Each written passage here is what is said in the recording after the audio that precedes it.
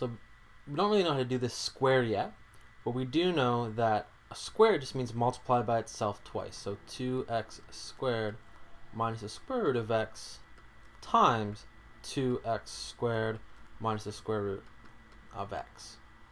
So now we're going to take the derivative of this. So it's going to end up being very similar, but I'm going to take the derivative of the first part, which will give me here of 4x minus, now remember, square root of x is equal to x to the 1/2.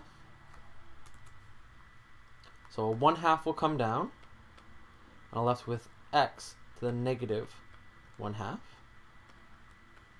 And then I'll leave my second function alone, which will just be 2x squared minus root x, which will then look very, very similar because I'll leave my first function alone now, which is the 2x squared minus root x. And because the first function and the second function are exactly the same, I'll get the same derivative of 4x minus 1 over 2 x to the negative half.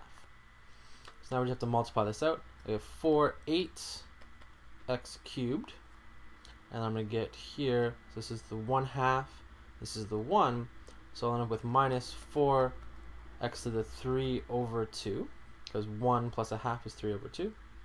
Here I'm going to end up with, so the 2's will cancel out, but I get a negative, and I have 1/2 here and 2 here, so that's 1.5, so that's also going to be 3 over 2, and I'm left with a plus 1/2. Now x to the 1/2 and x to the negative 1/2 will actually cancel each other out, and x up will get the exact same thing again, another 8x cubed minus 4x to the 3 over 2 minus x to the 3 over 2 plus 1/2. Combining like terms, my cubes gives me 16x cubed, negative 4, negative 5, plus another negative 4 gives me a negative 10x to the 3 over 2. 1/2 plus 1/2 is just 1. And that's the final answer.